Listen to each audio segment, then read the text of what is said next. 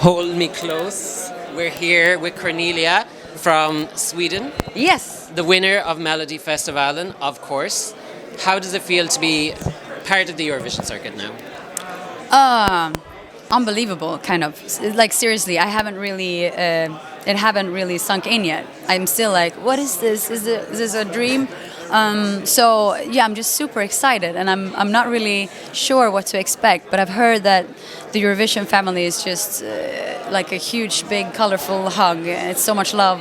Like, you've experienced it in a sense already because you were out week one in Melody Festival and you're in semi-final one, and straight away, the moment that ended, all the talk was hold me close, Cornelia, hold me close, Cornelia.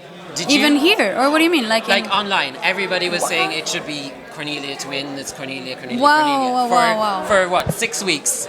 Were you aware of all that coming? No, that's crazy. I'm very like I'm so happy that you say that because I'm very bad with like social media. So I'm like super old school and like I'm very like much like in the moments and with the people around me. But I really try to be better because I want to connect with all these people and also like I go in and out with sometimes I get it gets too overwhelming even though it's.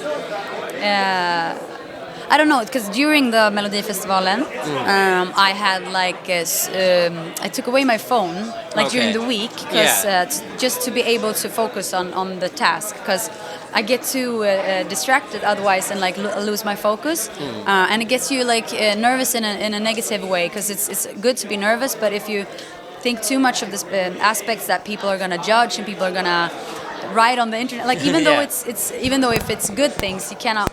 It's a lot of pressure, I imagine. Exactly, and it makes you think more about the fact that it's a competition. And I wanted to like step away from that because it's the important thing for me was to perform the song in a way that I felt comfortable with and in a natural, like genuine way. And for me, I have to be close to myself. And if I'm like all over the internet, I'll like lose my because there was focus. so much noise going on because. Clara was number one in the charts. Anders was number one, like everybody was saying that the public were going to back him. You were number one with the bookies, so there must have been with the what? With the bookmakers and the odds. Okay. So there was like you probably did well to like tune out of all that because there would have been so much noise. Exactly, and I mean, of course, things came through to me anyway because people talk, but I. That's both a good and bad thing, I think, with myself. That sometimes I'm like, if it's too big, it's almost like thinking about space, like where does space end? And I'm like, oh, it's so big, and I need to step away. And this has been, it went like kind of from 0 to 100 for me because I've been writing my music and releasing my music for 4 or 5 years, like as a solo artist, and I've done that pretty much like. On my corner, which I've also loved, but I came to a point where I was like, I really all I want is to tour. That's like to play live is the reason why I make music. And if I don't like take the step out and like show people, because that's scary. Like it's scary as fuck to like here I am and here's my music and it's my baby. Like what is like. Especially because you show so much of your heart. Because "Hold Me Close" is a very vulnerable and very personal song. And how did you come about it and how did you decide to share these feelings with the world? Well, that was not the big what do you say? The biggest decision for me because I've always written music in that way. I'm kind of like I'm really a person that is addicted to big like strong emotions. I rather feel like strongly like super sad than feel nothing at all because it's at least it's an emotion that you can work with and it's some kind of energy and like but I hopefully better be happy than sad, of course. But what I'm trying to say is that I'm very emotionally stirred. So when I write, it's always been very pure and raw emotions. The difference is that I've been doing it for my little crowd, and I've had my I've always had like shows and stuff, but it's been in a small scale. And then suddenly you're in Friends Arena. It's like so that's the big difference, and that got so like crazy and like kind of overnight, and I think I needed to like take it like step by step. So the answer to your previous question that like I didn't go in and read everything, and like I don't even have Twitter. I gotta fix that. That's crazy. But you know, so I didn't. Yeah, it's. And then when you're staging, like it was quite simple but very intricate at the same time. And one thing that really caught people's attention was your outfit. Like you had this very stunning top with all the jewels. Like how did you come across that? Who designed it for you? Where did it come from? That's a funny story because it was like a combination of me and one of my best friends who's actually here. She's the one walking around with me. Okay. She's like we have always been working like music videos and stuff. She's a great choreographer, and also we've always been styling together. So we were at my mother's house because my mother is she works at H&M. Okay. And we went into her like her closet kind of, and Celia, the girl, she saw this vest that my mother just happened to have in her closet, she's a very cool mother. She was like, "What the fuck is that?"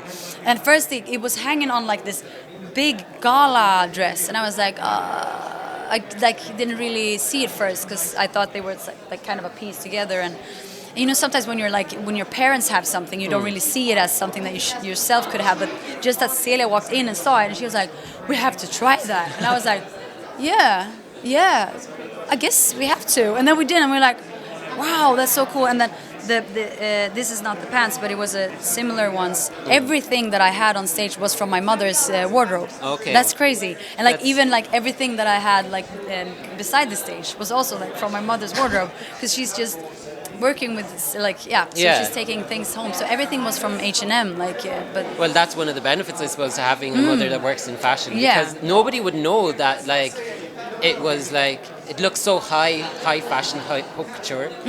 But and what I was going to ask you, nobody would imagine that your outfit came from your mother's closet, but what few people would also imagine is you're Cornelia Jakobs. They see you on Melfest and they're like, okay, very serious songwriter. Then they go back a few years and they see Love Generation, and how do they put the two together? Like a lot of people had their minds blown when they saw that. Yeah, I even almost get my mind blown myself. It feels like a different life, but it was 10 years ago now.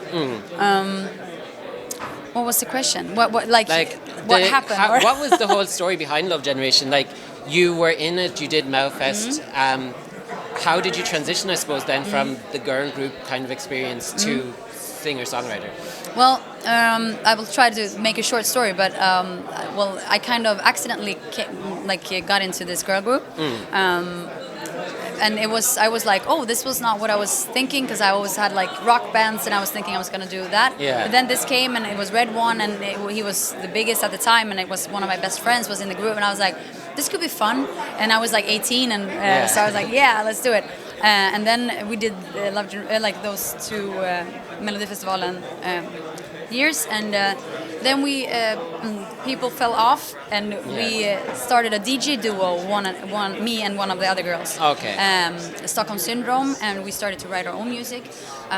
So we like left the label that we were with Love Generation and started independently, and started to tour as a DJ duo with live vocals. And then we did that for like 4 years, I think. And then she moved out of the country, and suddenly I was like, here I am. By myself. What am I gonna do? Because I think I always when I think things is funny, I just continue. But then suddenly I was like, okay, now I'm alone. What do I want to do? And then I think that was when I started to process that more and more, and like what would Cornelia write, and what would she do if she just listened to herself and not like was taken in. And here we are. So I'm going to let you go, but from talking to you, clearly you have like experience like with very eclectic sounds, from girl group to electronic to your current sound. And the theme for this year's contest is the sound of beauty. So can you kind of, in one simple sentence, say what the sound of beauty means to you? I would say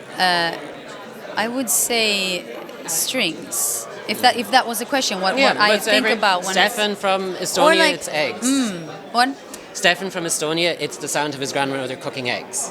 Oh, So, really? yeah. Wow. Well, I mean, I could be corny and say like, hey, corny. By the way, I could say like the ocean. Like that's also true. Or like crickets. By the way, have you listened to like slowed down crickets on No, YouTube? no. That's crazy. They're singing in choir. Like Okay. they're making like harmonies on themselves. You gotta check it out. That's really the beauty of sound. Yeah. So yeah, maybe I say that. Slowed down crickets. Check it out on YouTube. When you're done watching all the Wiwibloggs. Of course. Then when you need a break, just to like chill out.